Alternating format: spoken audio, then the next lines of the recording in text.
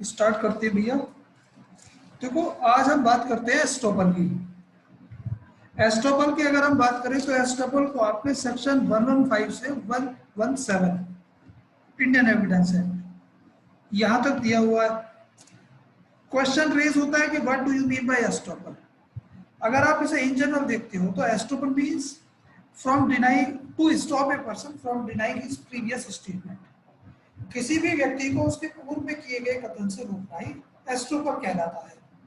अब अगर एस्टोपल को आप यहाँ देखते हो, estoppel is a principle of law by which a person is held bound by the representation made by him.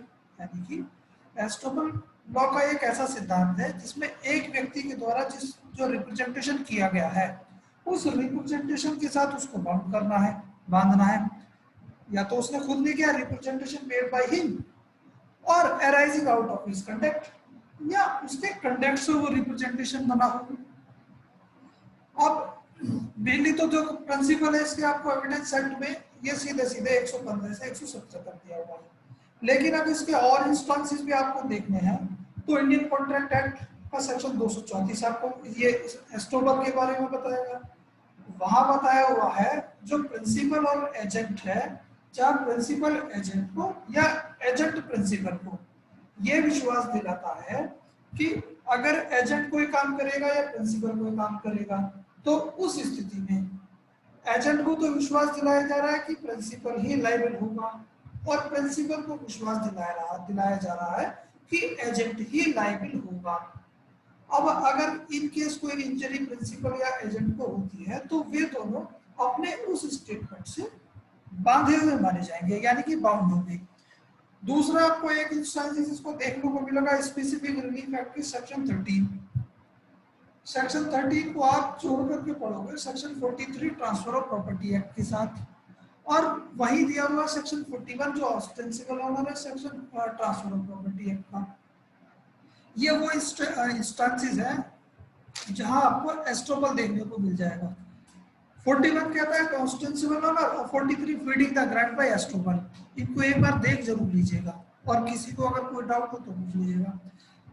अब अगर एस्टोपल की आप बात करोगे, एस्टोपल क्या है? रूल ऑफ एविडेंस है, लेकिन अगर आप यहाँ देखोगे तो सब्सटेंसिव रूल ऑफ लॉ है। कुछ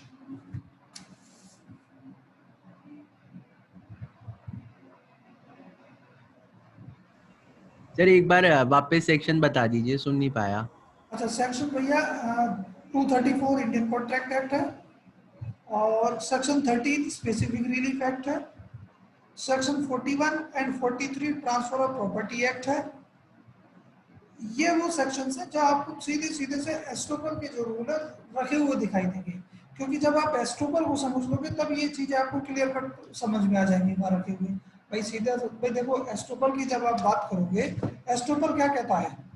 एस्टोपल यही कहता है कि किसी भी व्यक्ति को अगर उसने कोई स्टेटमेंट दिया है या कोई कंडक्ट है उसका, और उस स्टेटमेंट और कंडक्ट के बाद सामने वाले व्यक्ति ने अपनी स्थिति में कोई परिवर्तन कर लिया है या उस स्टेटमेंट और कंडक्ट पर विश्वास करके कोई काम किया है, तो पहले वाले व्यक्ति को मना कर दिया जाएगा अगर उस स्थिति से वो पीछे हटता है। यानी कि अब देखो जब एस्टोपल की आप बात करोगे तो जो एस्टोपल आया है वो सबसे पहले पिकार्ड वर्सेस सीयर्स के केस से आया है। पिकार्ड वर्सेस सीयर्स 1837 का केस है। अब वहां की जब आप बात करोगे पिकार्ड वर्सेस सीयर्स में क्या कहा? It is inequitable and unjust. यानी कि अगर आप देखोगे ये अपने आप में क्या है? असामयिक है और अन्यायिक है। To allow a person to deny the truth of a statement which he has made to another. यानी कि किसी भी व्यक्ति को कोई उस कथन से वो करने से रोकना है, उस स्टेटमेंट से मना करने से रोकना है जो उसने किसी दूसरे व्यक्ति को किया हुआ है। And the other person has acted, और दूसरे व्यक्ति ने कोई एक्ट किया है on its believing to be true, इस बात की सत्यता को मानकर, सत्यता पर विश्वास करके। It does not matter that in reality it is true और नॉट, चाहे ये सत्य है या नहीं है।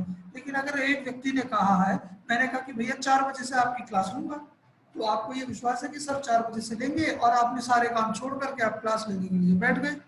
4 बजे मैं कहता हूँ कि भैया मैंने कहा ही नहीं है 4 बजे की मैं क्लास लूंगा, तो आप मुझे मेरे इस स्टेटमेंट से जो मैंने कहा था कि 4 बजे क्लास लूंगा, आप बांध सकते हैं एज पर एस्ट्रोबल। अब चाहे वो सत्य है या नहीं, इस बात से मतलब नहीं है। अगर सामने वाले ने कोई एक्ट किया है, उसकी बात पर सत्यता के होने पर विश्वास करके। The object is to prevent fraud and secure justice between the parties by promotion of honesty and good faith. जो एस्ट्रोबल के पीछे जो मेन ऑब्जेक्ट है, सीधा सीधा सा वो ये है कि लोगों के बीच में जो फ्रॉड है उस चीज को रोकना है, और लोगों जो जस्टिस सिस्टम है उसको सिक्योर करना है दोनों पक्षकारों के बीच में, और ऑनेस्टी एंड गुड फेथ की जो भावना है उसको प्रमोट करना है। अब देखो, अगर ये तो मान के चलोगे कि किसी भी व्यक्ति को एक ही समय में एप्रोप्रिएट, किसी बात को एप्रोप्रिएट और इप्रोप्रिएट नहीं कर किया जाएगा, कि यानी कि अब देखो आप इसको यहाँ ले जाइए कि एक ही टाइम पे ना तो आप ठंडा और गर्म पानी एक साथ नहीं पिएंगे, ठंडी और गर्म चीज एक साथ नहीं लेते। तो इसी तरीके से भैया एस्टोपल भी यही कहता है। अगर एस्टोपल को आप देखोगे तो रूल ऑफ सिविल एक्शन है, यानी कि जबकि, और इसे क्रिमिनल प्रोसीडिंग की बात करोगे, जो इसका एरिया है वो अपने आप में वास्ट है।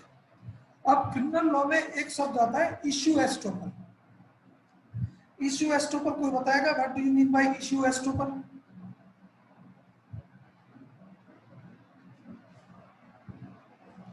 कोई बताएगा? कोई बात।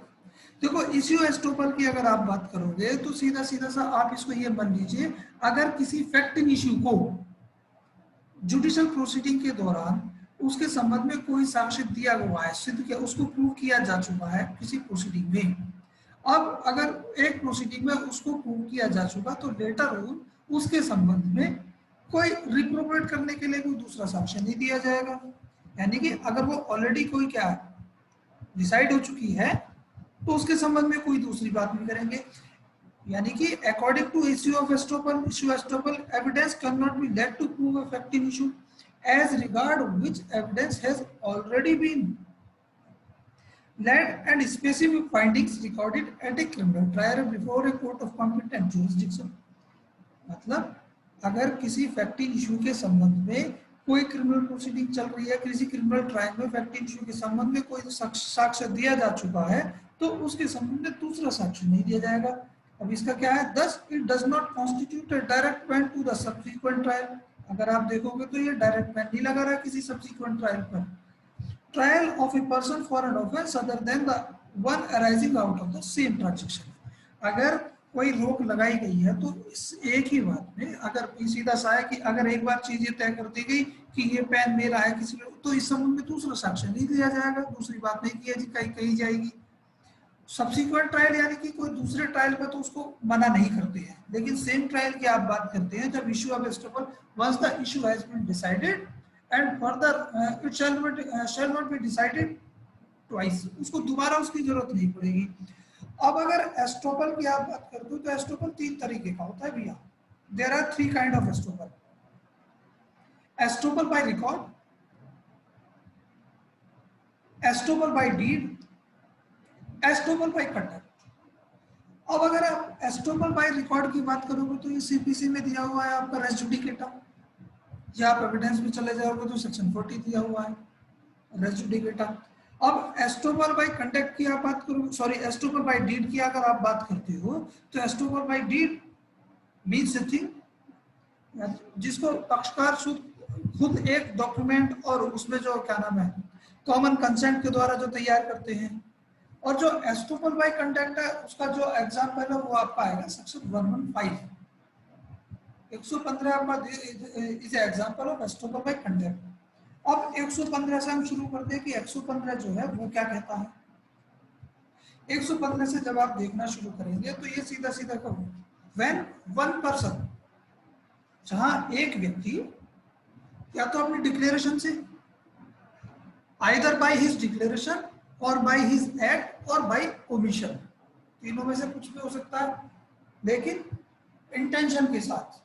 अगर मैं आपसे कोई स्टेटमेंट कह रहा हूं, कोई चीज मैंने आपसे किसी काम को करने के या ना करने के लिए कहा है, इंटेंशनली कॉज्ड और permitted another person to be believe a thing to be true, यानी कि इस बात को कि किसी बात की सत्यता पर सामने वाला व्यक्ति विश्वास करे। And to act upon such belief, और उस विश्वास के आधार पर कोई काम करे। फिर उसके बाद क्या होता है, नाइदर ही नॉर हिज रिप्रेजेंटेटिव, ना तो वो व्यक्ति, कौन सा वाला, जिसने रिप्रेजेंटेशन किया है, ना ही कोई उसका रिप्रेजेंटेटिव इन इंटरेस्ट, उसका जो प्रतिनिधि होगा, shall be allowed in any suit और प्रोसीडिंग, आगे जो कोई भी सूट, कोई भी अगर वाद संस्थित होता है या कोई भी जुडिशियल प्रोसीडिंग इनिशिएट होती है बिटवीन हिमसेल्फ, उन दोनों के बीच में, एंड सच पर्सन्स और हिज रिप्रेजेंटेटिव, सामने वाले के और उसके रिप्रेजेंटेटिव के बीच में अगर कोई सूट और प्रोसीडिंग इनिशिएट होती है, to deny the truth of that thing, जिस बात की सत्यता पर विश्वास करके सामने वाले व्यक्ति ने अपनी स्थिति में परिवर्तन किया था या कोई काम किया था, तब उस स्थिति में पहले वाले व्यक्ति को या उसके रिप्रेजेंटेटिव को और दूसरे वाले व्यक्ति को मना कर दिया जाएगा, रोक दिया जाएगा कि उस स्टेटमेंट से वो व्यक्ति मुकर नहीं सकता। इसका बेसिक पर्पस क्या है, क्योंकि क्या है, अगर एक व्यक्ति की बात के ऊपर विश्वास करके सामने वाले व्यक्ति ने कोई अगर काम किया है, तो इसका मतलब कहीं ना कहीं उसने कोई चीजें खर्च की है, कहीं ना कहीं उसका टाइम खर्च हुआ है, उसका पैसे खर्च हुआ है। अब अगर पहले वाला व्यक्ति अपनी बात से मुकर जाएगा, तब उस स्थिति में क्या है, तो दूसरे व्यक्ति को कहीं ना कहीं लॉस होगा, कहीं ना कहीं नुकसान होगा। तो उस नुकसान की भरपाई से उस सामने वाले व्यक्ति को कोई नुकसान, कोई इस तरीके का लॉस ना हो, उससे बचाव के लिए जो एस्टोपल का सिद्धांत है वो इसमें डाला हुआ है। अब अगर एस्टोपल की बात देखोगे तो भैया इसमें तीन चीजें होनी चाहिए, तीन चीजें। पहला, representation is made by a person to another, एक व्यक्ति के द्वारा दूसरे व्यक्ति को कोई रिप्रेजेंटेशन होना चाहिए। रिप्रेजेंटेशन आइदर बाय डिक्लेरेशन हो सकता है, बाय एक्ट हो सकता है, और बाय ओमिशन हो सकता है। एक्ट और ओमिशन, देखो एक्ट और ओमिशन की जब हम बात करोगे, there are two type of act, one is positive and another is negative. जो पॉजिटिव एक्ट होता है, पॉजिटिव एक्ट का मतलब है कि कोई काम ने किया, कोई काम आपने किया, यानी कि खाना खाया, दैट इज पॉजिटिव एक्ट, पानी पिया, दैट इज पॉजिटिव एक्ट, सीधा सा मैंने अगर पढ़ाया, दैट इज पॉजिटिव एक्ट। कल अगर मैंने नहीं पढ़ाया था, यानी कि इट वाज एन ओमिशन, तो it is A negative act. दूसरी जब आप बात करोगे, रिप्रेजेंटेशन होगा, और सेकंड पॉइंट होगा कि दूसरा व्यक्ति, जिस व्यक्ति को आपने रिप्रेजेंटेशन किया है, the person to whom the representation has been made believes it and acts upon such belief, यानी कि जिस व्यक्ति को रिप्रेजेंटेशन किया है वो व्यक्ति उस रिप्रेजेंटेशन के ऊपर विश्वास करे और उस विश्वास के आधार पर कोई काम करे, and acts upon such belief thereby altering his position, यानी कि जिससे कि वो ये माना जाएगा उसने अपनी स्थिति में कोई परिवर्तन कर लिया है। देन उसके बाद क्या होगा, जब दोनों के बीच में कोई सूट या जुडिशियल प्रोसीडिंग इनिशिएट होती है, the person who is represented, जिसने रिप्रेजेंटेशन किया है, shall not be allowed to deny the truth of his representation, उस व्यक्ति को मना कर दे कि भैया जो आपने रिप्रेजेंटेशन किया है आप अपनी बात से मुकर नहीं सकते हैं। इसका आप इलस्ट्रेशन देख लीजिए। A intentionally and falsely leads B to believe that certain land belongs to A. A जो है इस आशय के साथ B को क्या है, एक फॉल्स रिप्रेजेंटेशन करता है कि एक पर्टिकुलर लैंड A की है, A के, यानी कि A का उसके ऊपर टाइटल है, and thereby B induce B to buy and pay for it. कहता है कि भैया ये पर्टिकुलर जमीन मेरी है बी से, और आप इसे खरीद लीजिए और पैसा दे दीजिए। बी उसकी इस बात पर विश्वास करके उस जमीन को खरीद लेता है, पैसा दे देता है। The land afterwards become the property of A, उसके कुछ समय बाद जो प्रॉपर्टी है वो ए ने, वो ए की प्रॉपर्टी हो जाती है।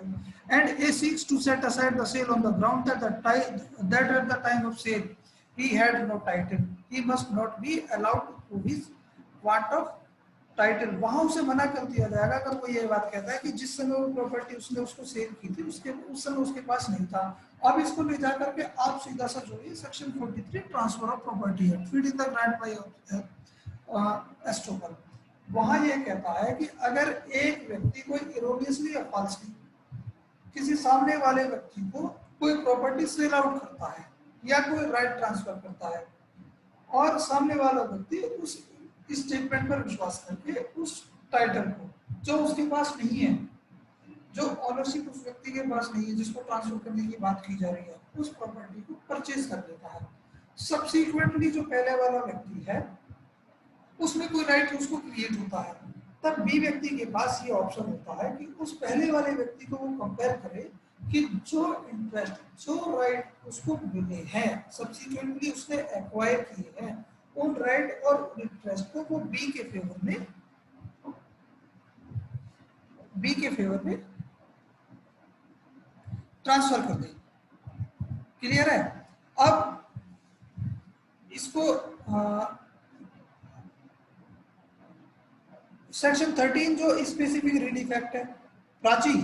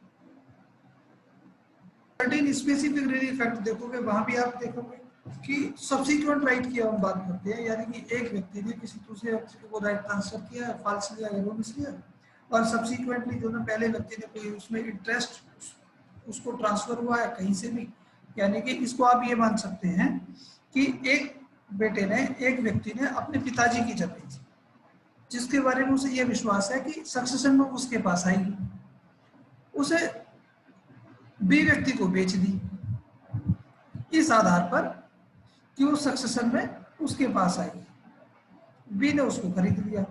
अब अगर देखा जाए तो टेक्निकली जो section 6 of transfer property act है उसका जो पहला एक्सेप्शन है, क्योंकि सेक्शन 6 कहता है property of any kind either movable और removable may be transfer subject to the exception below.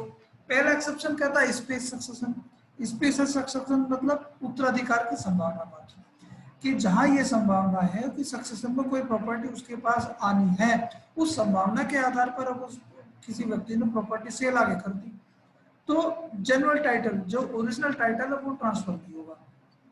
लेकिन 43 के हिसाब से अगर दूसरे वाले व्यक्ति ने जिसको प्रॉपर्टी बेची गई है, क्योंकि ये कॉन्ट्रैक्ट क्या है, ये वर्डेबल है, उसने उसको वर्ड डिक्लेयर नहीं कराया है, तब उस स्थिति में अगर सब्सिक्वेंटली वो उसमें कोई राइट एक्वायर करता है तो वो पहले व्यक्ति को कंपेल कर सकता है, पहले व्यक्ति को कंपेल कर सकता है कि वो जो राइट उसे मिला है, राइट उसने एक्वायर किया है, वो उसे ट्रांसफर कर दे।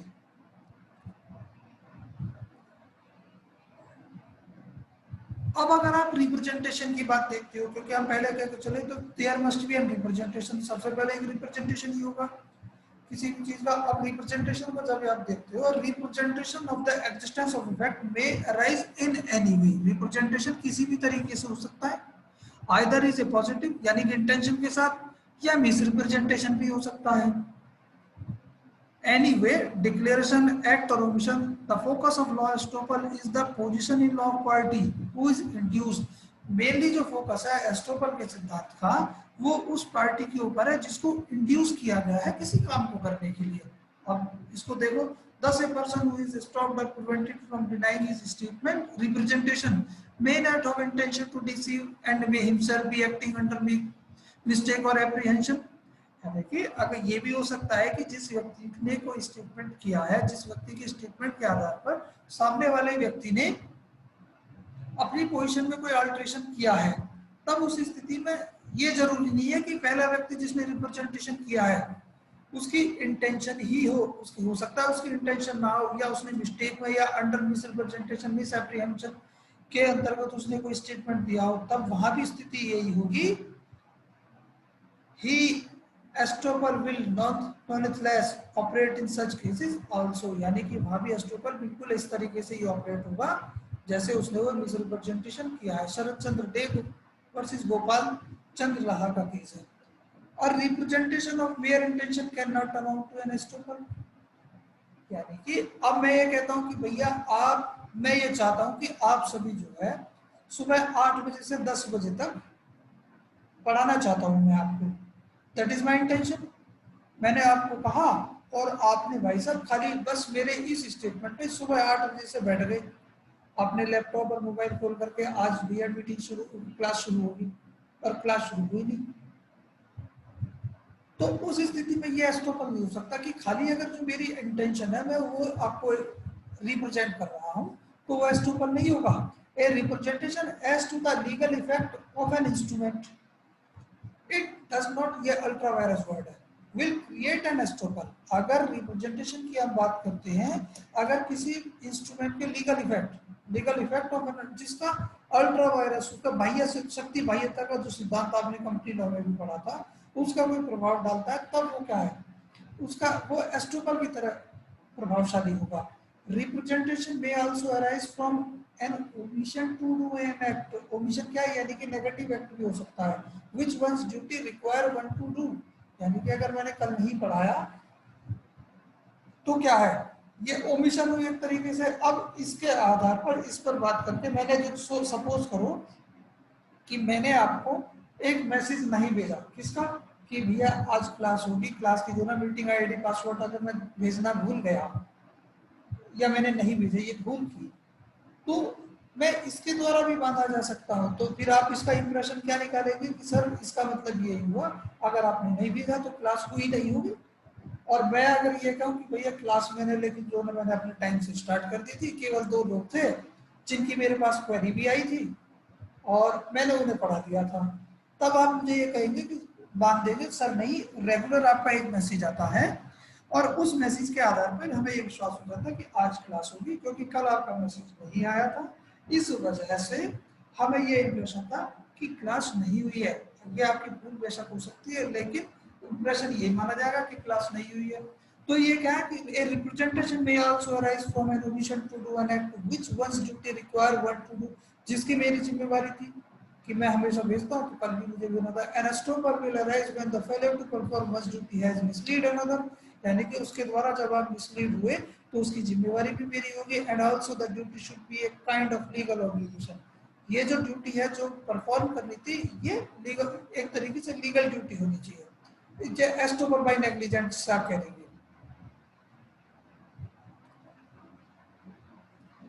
अब अगर एस्टोपर बाय कंडक्ट की आप बात करते हो, it may be a positive और पैसिव, सॉरी एक्टिव और पैसिव। एक्टिव का डायरेक्ट कंट्रोल होता है, passive indirect control. Estoppel by silence होती है, एक्विडेंस हो सकती है, यानी कि जब आपने वहां देखा तो कंसेंट की बात की थी, कहां, कॉन्ट्रैक्ट एक्ट, तो वहां पे कंसेंट मैटर करती है किसी भी कॉन्ट्रैक्ट को क्रिएट करने में, किसी कॉन्ट्रैक्ट को बनाने में।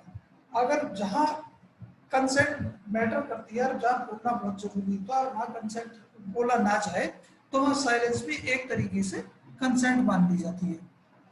अब इसको इस तरीके से देख लीजिए, दीपक जी आए मेरे पास, मैं खड़ा हुआ था कि सर ये मेरी घड़ी है, आप इसे खरीद लीजिए 500 रुपये, जबकि घड़ी की कीमत 50,000 रुपये। जबकि अगर एक्चुअली देखें तो वो घड़ी अनीश जी की थी, अनीश जी भी वहीं खड़े हुए थे, अनीश जी की ड्यूटी थी कि वो उसी समय वो टोक दे कि भैया ये घड़ी सर दीपक जी आपकी नहीं मेरी है। लेकिन अगर अनीश जी ने नहीं टोका तो यहाँ ये माना जाएगा कि इनकी कंसेंट है कि वो घड़ी दीपक जी की है। जहाँ साइलेंस की आप बात करते हो, जहाँ बोलना बहुत जरूरी है। अब इसको देख लो, secretary of state versus Tatya Holkar का केस है। The government acquired land of the respondent, जो गवर्नमेंट है उसने क्या है, एक रेस्पोंडेंट की जमीन है उसको एक्वायर किया, एंड पेड कंपनसेशन, जब जमीन को अधिकृत किया है तो उसके जो उसका कंपनसेटरी अमाउंट है वो उसको दे दिया गया। लेकिन बाद में गवर्नमेंट ने पाया कि जो ये जमीन तो गवर्नमेंट की ही थी, अब दोबारा इस आधार पर, क्योंकि वो गवर्नमेंट की थी, वो कहती है कि भैया जो तुम्हें पैसा दिया गया उसे वापस दो। कोर्ट ने मना कर दिया कि भैया गवर्नमेंट जो अपना पहले वाला कंटेंट है जिसके आधार पर इन्होंने एक्वायर किया था, एक्वायर करके उसको कंपनसेशन दे दिया, उससे बाध्यकारी है। Government discovered that the land actually belonged to it. The government sought to recover the amount paid. It was held that government is disturbed by its conduct. अब इसको एक दूसरी तरीके से आप देख लो, जो दीपक जी हैं, दीपक जी ने हाई 12th की, मतलब 10th 12th ग्रेजुएशन पीजी सारी चीजें की और नौकरी पा ली। नौकरी पाने के बाद जब इनकी रिटायरमेंट का टाइम आया, अब इन्होंने देखा कि भैया ये रिटायर होने के लिए जा रही है तो बड़ा नुकसान हो जाएगा। इन्होंने क्या, इन्हें तब इन्हें दिखाई दिया कि जो म्यूनसिपैलिटी है, म्यूनसिपैलिटी की जो बर्थ सर्टिफिकेट है वहाँ पे इनकी जो डेट ऑफ बर्थ है वो कम लिखी हुई है। इन्होंने उसे अप्लाई किया कि भैया मेरी जो आयु है वो तो कम है, गलती से इसमें जो है ज्यादा लिख गई है कागजों में। अधिकतर होता है कुछ लोगों के साथ कि जो एक्चुअल डेट ऑफ बर्थ है, एक्चुअल डेट ऑफ बर्थ की जगह या तो कम हो जाती है या ज्यादा हो जाती है। सपोज करो ज्यादा हो गई, अब ज्यादा होने की स्थिति में ये कि दीपक जी ने बर्थ सर्टिफिकेट को दाखिल किया, इन्हें मना कर दिया जाए कि भैया जब आप पहले ही कोई चीज दे चुके हो तो दोबारा की जरूरत नहीं है, पहले वाला जो आपका एक्ट है, कंडक्ट है, उससे आप बाधित हैं। In a case, a judge who had shown high age in his certificate, Deepak ji ने ज्यादा एज दिखा दी, right from the beginning of his career, 10th class से लेके आगे तक, sought to deny it by showing actual municipality birth record, अब ये original वाला दिखा रहे ले जाकर, so as to retire at later age, कि भैया मैं तो बाद में रिटायर होऊंगा, उन्हें डांट दिया जाएगा और बिठा दिया जाएगा। Held that the judge is stopped, मना कर दिया कि आप पहले जो आप कह चुके हैं वही माना जाएगा। दूसरा देख लो, अगर एक मामले जहाँ वाइफ और हस्बैंड अलग अलग रिलीजन के हैं, वाइफ बुद्धिस्ट है और जो हस्बैंड मुस्लिम है, अब उसने डाइवोर्स पिटीशन फाइल की बुद्धिस्ट लॉ के हिसाब से, तो वहां ये कह दिया गया है कि जिस समय आपने शादी की थी उस समय आपने इस्लाम को कन्वर्ट कर लिया था, इस्लामिक लॉ को जो है आपने कमिट कर लिया था, तो उस स्थिति से जो अब आपकी जो डाइवोर्स पिटीशन है वो भी एज पर इस्लामिक लॉ ही होगी। She sought a divorce under Buddhist law, held that she was stopped from denying her earlier committed to Islamic law. अब रिलायंस की जब आप बात करते हो, रिलायंस से मतलब बिलीफ, जिस बिलीफ के आधार पर सामने वाली पार्टी ने अपनी पोजीशन में कोई अंतर किया है, कोई एक्ट किया है, कोई मिशन किया था। Second condition necessary to create an estoppel is that the plaintiff altered his position, दूसरे वाले व्यक्ति ने अपनी जो परिस्थिति है उसमें कोई परिवर्तन कर लिया हो, और परिवर्तन किस आधार पर है, on the basis of representation and he would suffer A loss, और परिवर्तन कर लिया, और अगर पहला वाला व्यक्ति अपनी बात से मुकर जाता है तो भैया दूसरे वाले व्यक्ति को क्या है कि कोई ना कोई नुकसान होगा, and he would suffer a loss if the represented is allowed to resile from his statement, अगर represented detriment is a prerequisite of actionable promissory estoppel, thus a mere statement of a person that he would not assert his rights does not create an estoppel unless it is intended to be acted upon and it is a fact acted upon, यानी कि detriment की क्या ही अपने आप में prerequisite actionable वो है कि अगर आपने कोई रिप्रेजेंटेशन किया है तो उस रिप्रेजेंटेशन के आधार पर सामने वाले व्यक्ति ने अपनी स्थिति में परिवर्तन जरूर कर लिया हो। इनकेस अगर परिवर्तन नहीं किया है तब उस स्थिति में तो कोई एस्टोपल का प्रिंसिपल की जरूरत नहीं पड़ती। अब एक आ जाता है कि भैया प्रॉमिसरी एस्टोपल, हमारे यहाँ अगर आप देखते हो जो एस्टोपल है, एस्टोपल क्या है भैया, ये रूल ऑफ लॉ है जिसको आपको 115 में दिया हुआ है, और एक होता है जो कॉमन लॉ की अगर आप बात करें तो जो एस्टोपल है ये रूल ऑफ इक्विटी है। जो डॉक्ट्राइन ऑफ एस्टोपल है, प्रोविजनरी एस्टोपल है, इसको आप इस तरीके से कर लीजिए कि सीधे सीधे से मैं एग्रीमेंट टू सेल क्या है आपका, एक तरीके से प्रोविजनरी एस्टोपल है, मैं आपके बीच में, मेरे और आपके बीच में एक एग्रीमेंट होता है कि मैं जो ये आपकी जो सेल है वो सॉरी अपनी जो प्रॉपर्टी है आपको 50,000 रुपए में बेचूंगा, और 50,000 रुपए बेचने के बाद वो इसका एग्रीमेंट हो गया। एग्रीमेंट होने के बाद 1 महीने का टाइम उसमें रख दिया गया, 1 महीने बाद वो सेल हो रही है। ये जो एग्रीमेंट टू सेल होगा ये प्रोमिसरी एस्टोपल होगा। अगर आप यहाँ एस्टोपल की बात करते हो तो एस्टोपल क्या सर्टेन एग्जिस्टिंग थिंग्स के आधार पर होगा, एग्जिस्टेंस ऑफ फैक्ट जो एग्जिस्टेड है। और जो प्रोमिसरी एस्टोपल की हम बात करते हैं, प्रोमिसरी एस्टोपल है किसी जो ना फ्यूचर इवेंट की हम बात करेंगे, इसमें फ्यूचर जो फ्यूचर में जो एग्जिस्टेंस में कुछ तथ्य आएंगे। Doctrine of estoppel has gained a new dimension in recent years. अगर पश्चातवर्ती वर्षों की हम बात करें तो उसमें जो कि जो प्रोमिसरी एस्टोपल है एक नया शब्द निकल के आया है, with the recognition of an equitable doctrine of promissory estoppel both by English and Indian courts। दोनों ने इसको भैया मान्यता दे दिया क्योंकि इंडियन कोर्ट की अगर हम बात करें तो हमारे यहाँ केवल एस्टोपल की बात करते हैं जो 115 में दिया हुआ है। According to a promissory estoppel की जब आप बात करोगे, if a promise is made in the expectation that it should be acted upon, expectation क्या है, यानी कि भविष्य में कोई काम किया जाना है in the future and it was in fact acted upon, और फिर उसमें वो काम किया गया, the party making the promise will not be allowed to back out of it। जिस व्यक्ति ने जिस पार्टी ने प्रॉमिस किया है उसे वापस नहीं जाने दिया जाएगा। The development of such a principle was easy in Britain and USA where estoppel is a rule of equity। अगर कॉमन लॉ की आप बात करोगे तो जो एस्टोपल है साम्या का एक सिद्धांत है, और इंडिया की अगर आप बात करो ये रूल ऑफ लॉ है, यानी कि सब्सटेंसिव रूल ऑफ एविडेंस जो आपको 115 में दिया हुआ है। The concept of promissory estoppel deferred from the estoppel provided under section 115। जो प्रोमिसरी एस्टोपल है आपका 115 में जो एस्टोपल दिया उससे थोड़ा सा अलग है, क्योंकि अभी देखो हम बात कर रहे हैं तो कि जो प्रोमिसरी एस्टोपल है वो बात करेगा किसी फ्यूचर में जो चीज की जानी है, जबकि 115 कहता है जो सर्टेन एग्जिस्टिंग फैक्ट है। Section 115 in that representation in the letter is to an existing fact while the former relate to the representation of future intention, यानी कि भविष्य में किया जाना, but it has been accepted by the Supreme Court as advancing the court of justice।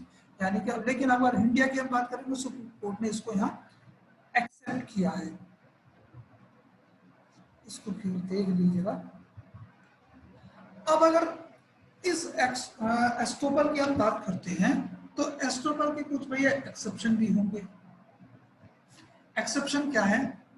There are various exception to the doctrine of estoppel. कुछ इसके opposite परिस्थिति है, यानी कि no estoppel against a minor. जो माइनर है, minor के against estoppel का जो सिद्धांत है वो अप्लाई नहीं होगा। अब इसके लिए आपको भैया एक केस ध्यान आया होगा, कॉन्ट्रैक्ट एक्ट में जब पढ़ोगे आप, मोरीबीबी वर्सेस धर्मदास घोष का केस था। मोरीबीबी वर्सेस धर्मदास घोष के केस में क्या था कि जो एक माइनर है, माइनर ने अपने आप की अपनी एज को मिस रिप्रेजेंट करके एक प्रॉपर्टी जो है सेल आउट की, और सेल आउट करा सॉरी मोर्गेज की, और जो मोर्गेजर है क्या नाम है जो मोर्गेजी है उससे एक पैसा उधार लिया गया मनी लेंडर से। जो अब क्योंकि जो माइनर है, माइनर ने भैया ये कॉन्सेप्ट ये चीज निकल के आई, as the person by whom the property has been mortgage was a minor at the time of mortgage of property. अब जो मनी लेंडर है, मनी लेंडर ने फिर यहाँ दो तर्क दिए थे। पहला तर्क ये था, as the minor has misrepresented his age that's why he must be stopped from his statement. यानी कि उसने अपने आप को मेजर बताया था, इसलिए उसको एस्टोपल के द्वारा उसको बाध्यकारी होना चाहिए, एस्टोपल का रूल उसके ऊपर। और दूसरा ये था कि जो एक वॉइड और वॉइडेबल की जब आप बात करोगे तो सेक्शन 65 में दिया हुआ है कि doctrine of restoration, doctrine of restoration ये कहता है कि जब 64 और 65 की हम बात करते हैं, अगर किसी या तो वॉइड है या वॉइड डिक्लेयर कराया गया है, उस स्थिति में जो भी बेनिफिट उस माइनर के द्वारा दिए गए थे वो वापस के वापस मनी लेंडर को रेस्टोर किए जाए। प्रीवी काउंसिल ने दोनों ही तर्क खारिज कर दिए थे। हम पहले पर ही आते हैं। पहला तर्क जो था कि जो एस्टोपल का रूल है उसके अगेंस्ट अप्लाई होना चाहिए, तो वहां प्रीवी काउंसिल ने मना कर दिया, the rule of estoppel shall not apply against the minor. देखो, where a minor represents fraudulently और otherwise that he is of age and thereby induce another to enter into a contract with him, then in an action founded on a contract the infant is not stopped from setting up infancy as a plea। वहां से मना नहीं किया जाएगा, कहते ठीक है भैया। अब दूसरा ये कि दूसरा एक्सेप्शन है, true fact are known to the both parties, जहां दोनों ही पक्षकारों को वास्तविक तथ्य की जानकारी है, तब उस स्थिति में क्या होगा, मना कर दिया जाएगा। जो रूल ऑफ एस्टोपल है वो अप्लाई नहीं होगा। Section 115 does not apply to a case where the statement relied upon is made to a person who knows the real fact and is not mislead by the untrue statement. इसमें आप मैदानप्पा versus Chandrappa का एक case है, उसे आप लिख लीजिएगा, मैदानप्पा versus Chandrappa. खैर वो तो आपके पास कॉपी आ जाएगी इसकी, उसमें सारी चीजें आ जाएगी। अब दूसरा क्या, फ्रॉड और negligent on the part of others. जहां कोई फ्रॉड और नेग्लिजेंस की हम बात करते हैं, किसी अन्य के पार्ट पर हुआ है। If the other party does not believe the representation but act independently of such belief और in cases where the person to whom representation is made is under a duty to make a further inquiry. यानी कि जहां या तो नुकसान किसी अन्य party की वजह से हुआ है, या दूसरा जिस व्यक्ति को रिप्रेजेंटेशन किया है उस व्यक्ति के पास ये पॉसिबिलिटीज थी, ये चांसेस थे और उसकी ये ड्यूटी भी थी कि इसके बारे में एक इंक्वायरी कर ले। मैं कहता हूँ कि प्रॉपर्टी मैं आपको बेच रहा हूँ, तो सारी देखो प्रॉपर्टी अगर जो मैं आपको बेच रहा हूँ तो all the document are registered with the registrar, that's why they are public document. अगर मेरे पास मैं किसी प्रॉपर्टी को सेल करता हूँ किसी भी डॉक्यूमेंट के आधार पर या सेल डीड के आधार पर, तो उसके बारे में आप जानकारी ले सकते हैं कहाँ से, रजिस्ट्रार के ऑफिस से। यानी कि जो कंस्ट्रक्टिव नोटिस आप करते हो, कंस्ट्रक्टिव नोटिस यही होता है कि किसी भी ऐसे डॉक्यूमेंट के संबंध में जिसे हम पब्लिक डॉक्यूमेंट मानते हैं उसके बारे में आपको जानकारी है। तो वही चीज यहाँ है कि अगर किसी तथ्य के बारे में आपकी जिम्मेवारी थी, जब आपने ट्रांसफर ऑफ प्रॉपर्टी एक्ट में जाके नोटिस पढ़ेंगे, वहां दिया हुआ एक होता है एक्चुअल नोटिस, एक होता है कंस्ट्रक्टिव नोटिस। कंस्ट्रक्टिव नोटिस ये एक्चुअल नोटिस यानी कि जो ना आपको किसी के तथ्य के बारे में जानकारी है पूरी तरीके से, और कंस्ट्रक्टिव नोटिस ये कि किसी तथ्य के बारे में आपको जानकारी कर लेनी चाहिए और जहां जो आपकी जिम्मेवारी है और आपने नहीं किया नेग्लिजेंटली, तो उस स्थिति में प्रिज्यूम यही किया जाएगा कि आपको उस तथ्य के बारे में जानकारी है और वो आपने नहीं किया। तब उस स्थिति में क्या, एस्टोपल को जो सिद्धांत है वो अप्लाई नहीं होगा। अब चौथे की जब हम बात करते हो जब दोनों ही पक्षकार क्या है, एस्टोपल के सिद्धांत अप्लाई करें, प्लीड करें, तो वही है कि भैया माइनस माइनस प्लस हो जाएगा, एस्टोपल खत्म। एस्टोपल ऐसा कोर्ट इस तरीके से आगे कार्रवाई शुरू करेगी जैसे एस्टोपल को जो क्लेम है वो किया ही नहीं किया है। No estoppel on a point of law, यानी कि लॉ की अगर हम बात करें तो लॉ के आधार पर यानी कि लॉ के पॉइंट पर कोई एस्टोपल अप्लाई नहीं होगा। दूसरा, no estoppel against statute sovereign acts. तो वो पॉइंट ऑफ लॉ की अगर हम बात करते हैं कि जहां एक कॉन्ट्रैक्ट किया गया किसी व्यक्ति के द्वारा ड्यूरिंग माइनॉरिटी, और ड्यूरिंग माइनॉरिटी अगर उसने एक कॉन्ट्रैक्ट किया और सामने वाले व्यक्ति को बाद में कहता है कि भैया मुझे मालूम नहीं था कि मैं कॉन्ट्रैक्ट नहीं कर सकता हूँ, या पहले वाला व्यक्ति ये कहता है कि भैया मुझे मालूम नहीं था कि मैं कॉन्ट्रैक्ट नहीं कर सकता, लेकिन इस व्यक्ति ने अपने आप को इस तरीके से बताया है, तब वहां प्रिंसिपल यही अप्लाई होता है कि as it is a settled law that a competent person, the person who is competent to contract may make a contract। तो एक व्यक्ति जो संविदा करने के लिए सक्षम है केवल वही कर सकता है। जब minor is not competent to contract, तो इस आधार पर सीधा सीधा सब जो लॉ ऑफ एस्टोपल है वो उसके अगेंस्ट अप्लाई नहीं होता। और जो स्टैट्यूट और सॉवरेन एक्ट है स्टेट के द्वारा जो किए गए हैं उनके अगेंस्ट भी कोई एस्टोपल का सिद्धांत अप्लाई नहीं होता। अब इसमें एक केस देख लीजिए भैया, हाँ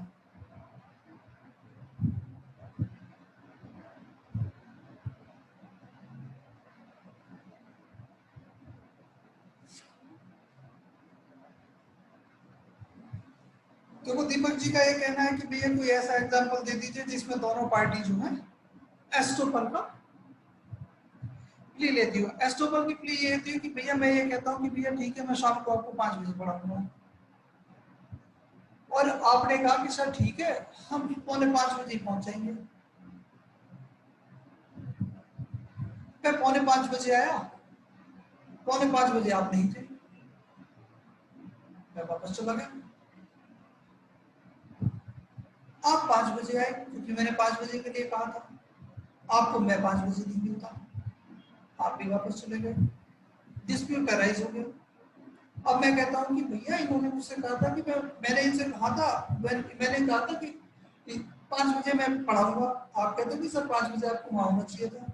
मेरे के लिए ये होगी कि इन्होंने पलट में मुझसे कहा था कि 4:45 बजे सर हम पहुंच जाएंगे, और मैं 4:45 बजे वहां पहुंचा और आप लोग उपस्थित नहीं थे। तो जब ये चीजें क्लैश करेंगी तो उस स्थिति में क्या करेगी, भैया इसको खत्म करो। जो एस्ट्रोपल है वो तो अपना ही होगा नहीं। अब नुकसान भी देख लेते हैं क्या स्थिति है, जो भी चीजें हैं। अब इसमें देखो एक केस है यूनिवर्सिटी, जो एस्ट्रोपल की आप बात कर रहे हो, estoppel against university, Shri Krishna versus Kurukshetra university का केस देख लीजिए। Had that once candidate has been admitted to an examination, यानी कि अगर एक बार एडमिट कार्ड इशू हो गया दीपक जी के फेवर में, दीपक जी के लिए यूनिवर्सिटी ने इन्हें एडमिट कार्ड दे दिया, अब बाद में यूनिवर्सिटी ये नहीं कह सकती कि इन्होंने जो है अपना जो फॉर्म है वो फॉर्म इनकम्प्लीट भरा था, इनकी अटेंडेंस पूरी नहीं है। यानी कि ये वाला जो एक्ट है, जो इशुएंस ऑफ एडमिट कार्ड, ये इस चीज को बताता है कि इन्होंने सारी चीजें उस समय देखभाल करके देख ली थी। Held that once the candidate has been admitted to an examination, his candidature cannot afterward be cancelled, even if his form carried certain infirmities, यानी कि कुछ उसमें ब्लैंक कॉलम थे। The candidate is not guilty of fraud if we misstate fact of truth of which the university could have discovered with ordinary care, यानी कि वो जिस समय फॉर्म उसने जमा किया था तो जब भी देखा जा सकता था फॉर्म खाली है, कुछ कॉलम खाली है, जब भी भरवाए जा सकते थे, जब या तो कैंडिडेचर रिजेक्ट होता। अब उसके बाद उसने भी क्लास भी अटेंड की, क्लास अटेंड करने के बाद सारे काम किए और जो ना एग्जाम फॉर्म भी भरा गया। तो खाली इस आधार पर अब क्या होगा, उसका फॉर्म रिजेक्ट नहीं हो सकता।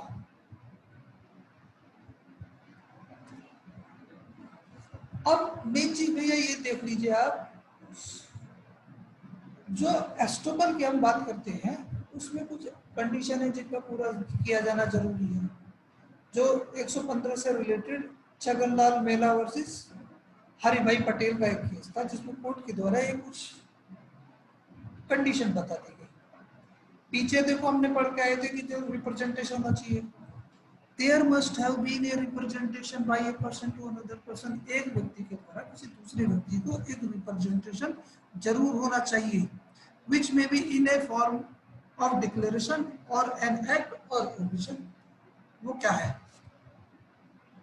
डिक्लेरेशन की फॉर्म में हो सकता है, एक्ट हो सकता है, ओमिशन हो सकता है।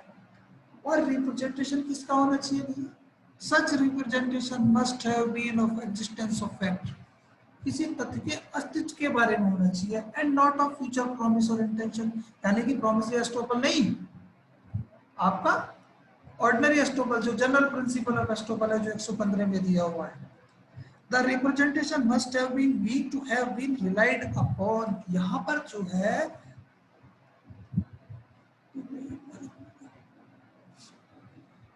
रिप्रेजेंटेशन करने वाले की जो इंटेंशन है वो इंटेंशन इस बात की होगी, यानी कि बीन से मतलब यहाँ पे आप इंटेंशन को लेकर के चलोगे कि सामने वाला व्यक्ति उसके ऊपर आप इस बात पर विश्वास करेगा, और there must have been belief on the part of the other party और उसकी सत्यता पर सामने वाली जो पार्टी है उसको विश्वास होना चाहिए। There must have been some action in the faith of such declaration act और ओमिशन, उस डिक्लेरेशन एक्ट और ओमिशन के आधार पर कोई एक्ट किया गया हो सामने वाली पार्टी के द्वारा। इसे हम दूसरे शब्दों में ऐसे भी कह सकते हैं, such declaration etc must have actually caused the other person to act on faith of it and to alter his position to his prejudice or detriment, सामने वाले व्यक्ति ने क्या अपनी स्थिति में परिवर्तन कर लिया हो, कोई काम कर लिया हो। और जो ये आप मान लीजिए अगर आप, हमने क्या कर चले थे पीछे देखा शरद चंद्र डे वाले केस में कि मिस रिप्रेजेंटेशन भी हो सकती है भाई। मिस रिप्रेजेंटेशन यानी कि एक होता है जब आप सेक्शन 70 पढ़ा था आपने कॉन्ट्रैक्ट का, एक वहां पढ़ा था आपने फ्रॉड, 18 पे पढ़ा था मिस रिप्रेजेंटेशन। देखो मैं दोनों में बता देता हूँ फ्रॉड और मिस रिप्रेजेंटेशन में अंतर क्या है। फ्रॉड की अगर हम बात करते हैं कि जहां मैं इस बात का विश्वास, जिसके बारे में ये पता है कि ये सत्य नहीं है, यानी कि मैं कहता हूँ किसी मोबाइल के लिए जिसके बारे में जानता हूँ मेरा नहीं है, मैंने किसी का चुरा लिया था, और दीपक जी को कहता हूँ कि दीपक जी जो मेरा मोबाइल है मैं इसे 500 रुपए में आपको बेचता हूँ, मेरी इस बात पर विश्वास करके कि ये मोबाइल मेरा है, दीपक जी से खरीद लेते हैं, दैट इज कॉल्ड फ्रॉड।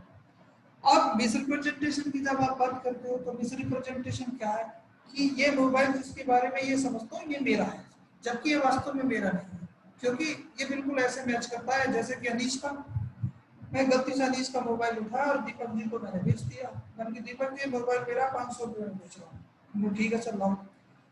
यानी कि फ्रॉड की अगर हम बात करते हैं, misrepresentation plus intention is equal to fraud. Misrepresentation क्या है, एक पॉजिटिव असर्शन है कि जिसके बारे में मुझे भी पता है कि बात सच है, ये विश्वास करता हूँ कि सही बात होने का विश्वास करके सामने वाले को कोई स्टेटमेंट करता हूँ, उस स्टेटमेंट के आधार पर कोई सामने वाला व्यक्ति अपनी पोजीशन में अपनी स्थिति में कोई परिवर्तन कर लेता है या कोई काम करता है, तब वहां भी वो जो मेरा मिसरिप्रेजेंटेशन है, मेरा जो कंटेक्ट है, वो मेरा जो ओमिशन है, प्रॉक्सिमेट कॉज होना चाहिए। प्रॉक्सिमेट कॉज यानी कि डायरेक्ट इफेक्ट होना चाहिए of leading of other party to act to his prejudice. उसको जो नुकसान है, उसने जो अपनी स्थिति में परिवर्तन किया है, उन परिवर्तन का, उन नुकसानों का, उन लॉस का वो डायरेक्ट कॉज होना चाहिए। The person claiming the benefit of an estoppel must show that he was not aware of the true state of things। यानी कि जो व्यक्ति एस्टोपल की प्ली ले रहा है, यानी कि डिपेंडेंट के द्वारा ली जाएगी, रेस्पोंडेंट के द्वारा ली, सॉरी सामने वाले व्यक्ति के द्वारा ली जाएगी जिसको रिप्रेजेंटेशन किया गया है, तो वहां वो व्यक्ति को ये भी जरूर दिखाना पड़ेगा कि उसको इसकी सत्यता के बारे में जानकारी नहीं थी। अगर उसको सत्यता के बारे में जानकारी थी या उसके बारे में वो जानकारी कर सकता था, तो उस स्थिति में there can be no estoppel if such a person is aware of the true state of affairs or if he had means of such knowledge। उसके पास उन्हें प्राप्त उनकी जानकारी का जो है साधन मात्र हो सकते थे। आठवीं जब हम बात करते हैं, only the person to whom representation was made, केवल वही व्यक्ति जिसको रिप्रेजेंटेशन किया है। यहाँ बात करते हैं किसकी, लोकस स्टैंडाई की, राइट टू सू की। जब आप कॉन्ट्रैक्ट में देखते हो, प्रीविटी ऑफ कॉन्ट्रैक्ट पढ़ा था आपने, प्रीविटी ऑफ कॉन्ट्रैक्ट कहता है only the parties to contract can sue और can be sued, not the stranger. जो केवल पक्षकारों के, जो संविदा के पक्षकार हैं, वे ही एक दूसरे पर वाद ला सकते हैं, कोई तीसरा अजनबी व्यक्ति नहीं ला सकता है। That is called right to sue locus standi. जो है किसका बनता है, तो जो लोकस से मतलब क्या है, राइट, और स्टैंडाई से मतलब खड़े रहना, राइट टू स्टैंड, जो खड़े रहने का जो अधिकार है या वाद लाने का जो अधिकार है, वो किसका है, केवल उस व्यक्ति का है जिस व्यक्ति को रिप्रेजेंटेशन किया है। Only the person to whom the representation was made or for whom it was designed can avail of the doctrine। केवल वही उसके बारे में, वही उसको अवेल कर सकता है। The burden of proving estoppel lies on such person। उसी व्यक्ति के ऊपर ये लाई करेगा। अब भैया यहाँ तक बताओ, किसी को कोई चीज पूछनी है तो भैया पूछ लो, क्योंकि 116 और 117 छोटे से। एक सेकंड,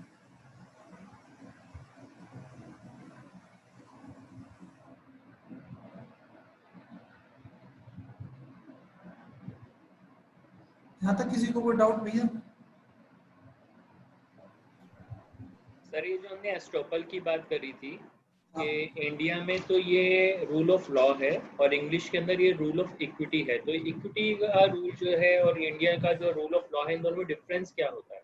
ऐसा होता है, देखो अगर आप लीगल सिस्टम की आप बात करते हो, लीगल सिस्टम कहाँ से उठाया हुआ है, एक होता है English law, English legal system, और एक आपका कॉमन लॉ की बात करते हो।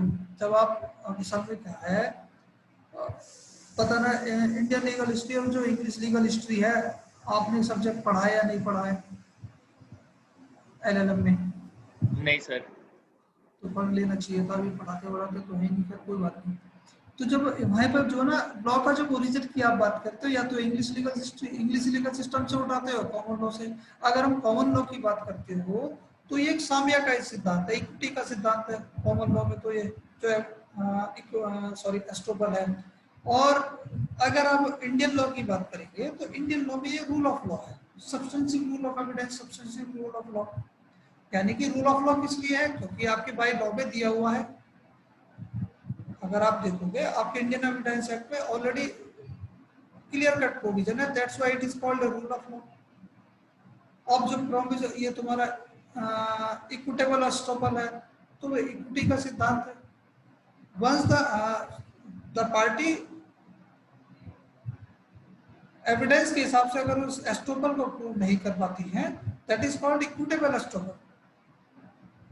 यानी कि जो as per Indian evidence act अगर कोई एस्टॉपल को प्रूव नहीं किया जा रहा है, नहीं करा पा रहे हैं, तो that is called equitable estoppel. जी दीपक जी।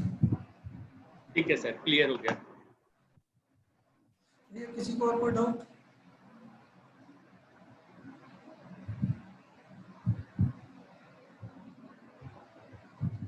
खुश।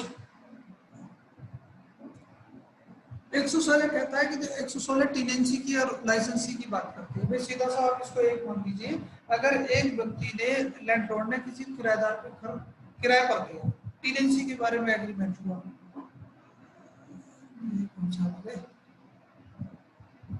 हाँ प्रिया बोलो। प्रिया सर सिविल केसेस में हेलो हाँ बेटा बोलो। सर सिविल केसेस में तो ये प्रोविजन समझ में आ गए कि कौन कौन से हम रेफर कर सकते हैं। क्रिमिनल के लिए कौन कौन से कर सकते हैं?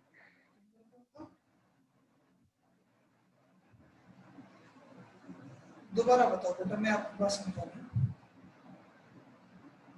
सर सिविल केसेस के लिए तो समझ में आ गया कि कौन कौन से हम प्रोविजंस को रेफर कर सकते हैं एस्टॉपल के लिए। ठीक है, और जब क्रिमिनल की आप बात करें तो क्रिमिनल में तो इश्यू एस्टॉपल तो देखा होगा ना आपने। इश्यू एस्टॉपल भी बताया था मैंने। हाँ सर वो तो मैंने सुना, लेकिन वो कौन से प्रोविजन में उसको लिंक करेंगे सर? एविडेंस में दिया हुआ है, ये सब्सटेंटिव रूल ऑफ एविडेंस है, दोनों पे अप्लाई होगा। यानी कि अगर सीधा सा देखो यही है कि क्रिमिनल में तो यही मान के चलो कि जो एस्टॉपल की हम बात करते हैं, अगर एक व्यक्ति ने किसी जुडिशियल प्रोसीडिंग के दौरान कोई अपनी गवाही दी, कोई स्टेटमेंट दिया, एविडेंस उसकी रिकॉर्ड हुई, और उस एविडेंस के अंतर्गत उसमें ये रिकॉर्ड करके चला कि भैया उस पर्टिकुलर दिनांक को वो वहां उपस्थित था या नहीं था, तो ये जो स्टेटमेंट है ये जब दोबारा उसकी एविडेंस रिकॉर्ड होती है किसी दूसरे मामले में या उसी मामले में, तो ये इस स्टेटमेंट को ये दोबारा पकड़ तो नहीं सकता ना। Once the evidence has been recorded in relation of fact in issue, and so subsequently the person who has given evidence in a previous stage, later on he shall be stopped from denying his previous statement. नहीं बात समझ में? नहीं sir ये बिल्कुल नहीं है। अच्छा सिविल में कैसे समझे आप, ये बताइए इसको। सर सिविल में तो जैसे हमने टीपीए का एग्जांपल लिया 43 वाला, कि अगर कोई पर्सन ये कहता है, सर आई एम ऑडिबल? हाँ बिल्कुल यू आर ऑडिबल। हाँ तो सर इसमें से 43 को लेके इसमें क्लियर बिल्कुल समझ में आ गया। पार्टनरशिप का 28 पढ़ते हैं तो इसमें साफ साफ प्रोविजन दिया हुआ है, उससे बिल्कुल क्लियर हो गया। लेकिन सर अगर हम क्रिमिनल की बात करते हैं, तो अगर किसी अक्यूज ने फॉर एग्जांपल पहले कोई स्टेटमेंट दिया है, तो उस स्टेटमेंट के बेसिस पे जो बाद की स्टेटमेंट्स होंगी उसको कॉन्ट्राडिक्ट या फिर कोऑपरेट ही तो किया जा सकता है ना सर। उसको ऐसे पकड़ के तो बैठा नहीं रह सकता। नहीं, कॉन्ट्राडिक्ट और कोऑपरेट किया जाएगा। अभी कॉन्ट्राडिक्शन और जो कोऑपरेशन है वो क्या कहलाएगा? आप सीधा सा देखो, अब ये जो कॉन्ट्राडिक्शन कराया गया है, जो इनकी जो साक्ष्य को अगर जो एविडेंस दी जाती है, एविडेंस में अगर एक व्यक्ति का साक्ष्य लिया गया, तो उस व्यक्ति के जो साक्ष्य की जो साक्ष्य को क्या किया जाएगा, उसको वो वर्ड है इम्पीच किया जाएगा। इम्पीच इन द सेंस उसके जो साक्ष्य है उसका खंडन किया जाएगा। अब उसके साक्ष्य का खंडन के लिए कि कई बार उसके जो पूर्व में किए गए कथन है, पूर्व में की गई बातें हैं, उन सारी चीजों को भी उसको शो किया जाता है कि देखो भैया पहले आपने ये चीज कही थी और अब दोबारा में अब ये सारी बातें गलत कह रहे हो। ये बेटा ये डिपेंड करती है उसकी सर्कमस्टांसिस पे, और जो स्टेजेस है उनके ऊपर डिपेंड करता है कि किस तरीके से आप करोगे। आप इसको यहाँ से उठा सकते हो, देखो एक सेकंड।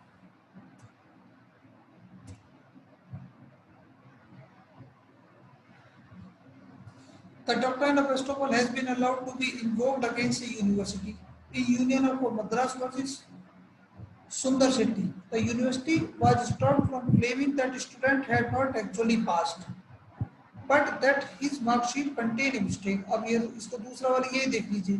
अब यहाँ पर अगर सपोज कीजिए ये जो व्यक्ति है, जिस व्यक्ति ने फॉर्म फिलअप किया है, आप इसे गिल्टी को एक तरफ रख दीजिए। द कैंडिडेट बाय फ्रॉड, अगर उसने कोई बाय फ्रॉड जिसे कहते हैं, उसने फॉर्म में कोई कमी उससे छूट गई है, तो किस स्टेज पर चेक होनी थी बेटा ये?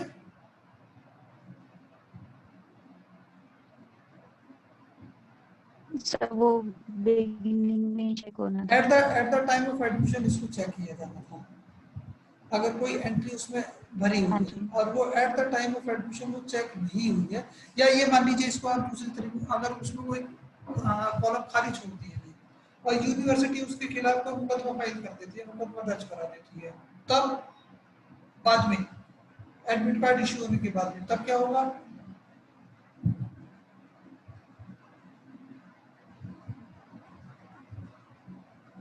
तब उस स्थिति में ये जो जिस व्यक्ति के खिलाफ मुकदमा दर्ज कराया जा रहा है, तो इसके द्वारा यही प्ली ली जाएगी कि भैया एक तरफ तो यूनिवर्सिटी मेरे लिए एडमिट कार्ड तक इशू कर चुकी है, अब ये एडमिट कार्ड इशू होने के बाद अब ये एक मुकदमा अगर फाइल करा रहे हैं, तो वो कारण कुछ हो सकता है, लेकिन वो इस बात की प्ली जरूर देगा।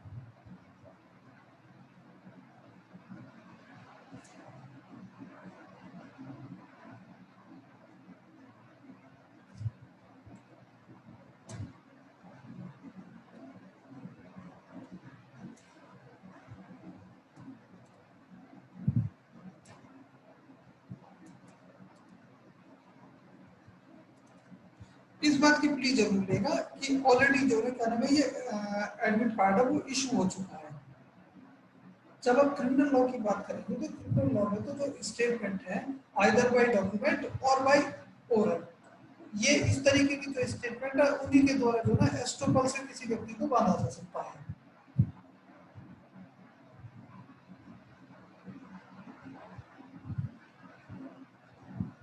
हेलो, ठीक है सर, ये आई समझ में? भी आ गई सर। भाई देखो आप सिविल को इसलिए जोड़ के चल रहे हो इसमें, क्योंकि आपने 43 में तो देख लिया ट्रांसफर ऑफ प्रॉपर्टी एक्ट में।